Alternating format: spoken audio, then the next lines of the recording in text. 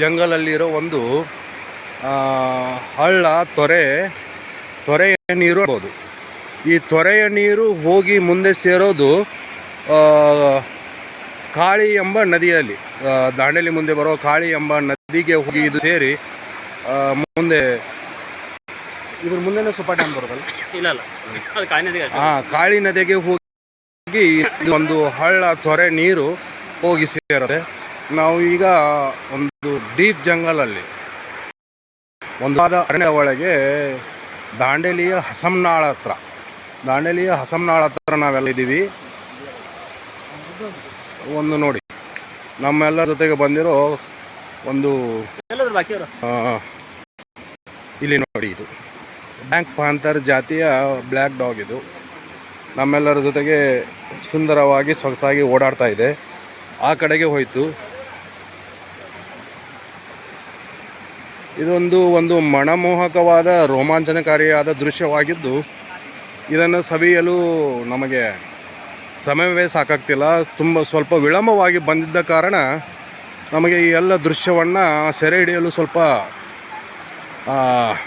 ಅಡೆತಡೆಗಳಿದ್ದೇವೆ. ಅಡೆತಡೆಗೆ ನಾವು ವಿಷಾದಿಸುತ್ತೇವೆ. ಒಂದು ತುಂಬ ಸೊಗಸಾದ ಮಧುರವಾದ ದೃಶ್ಯವಾಗಿದೆ.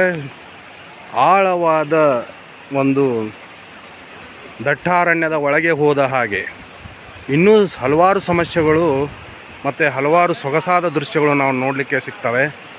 ಸಮಯದ ಅಭಾವವಿದ್ದ ಕಾರಣ ನಾವು ಇಲ್ಲಿಗೆ ಸ್ವಲ್ಪ ಇಲ್ಲಿಂದನೇ ಮುಂದೆ ಹೋಗ್ತೀವೋ ಏನೋ ವಾಪಸ್ ಹೋಗ್ತೀವೋ ಗೊತ್ತಿಲ್ಲ. ಇಲ್ಲಿ ಸದ್ಯಕ್ಕೆ ವಿಶ್ರಮಿಸುತ್ತಿದ್ದೇವೆ.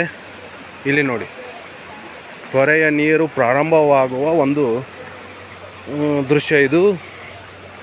ಒಂದು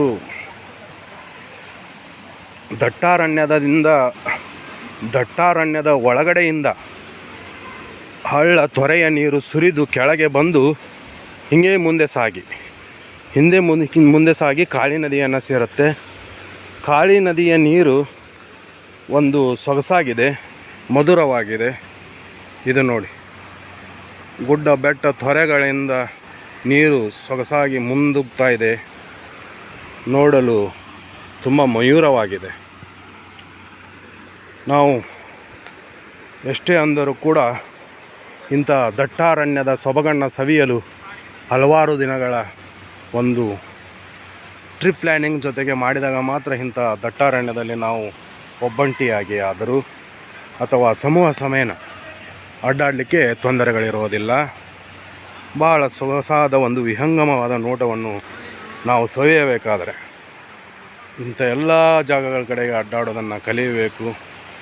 ಆವಾಗಲೇ ಮಾತ್ರ ನಮಗೆಲ್ಲ ಒಂದು ಮಯೂರವಾದ ಒಂದು ವಾತಾವರಣ, ನಮ್ಮ ಎಲ್ಲ ಆರೋಗ್ಯದ ಅಡೆತಡೆಗಳ ಜೊತೆಗೆ ಮನಸ್ಸು ಉನ್ಮಾದದಿಂದ ಸೊಗಸಾಗಿ ಕಾರ್ಯನಿರ್ವಹಿಸಲು ಒಂದು ಕಾರುಣೀಭೂತವಾದ ಒಂದು ವಾತಾವರಣ ನಿರ್ಮಾಣವಾಗ್ತದೆ ಅಂತ ಹೇಳಲಿಕ್ಕೆ ನಾನು ಸಂತೋಷಿಸುತ್ತೇನೆ. ಮುಂದಿನ ವಿಡಿಯೋ ಸ್ವಲ್ಪ ಸಮಯದ ನಂತರ. ಧನ್ಯವಾದ.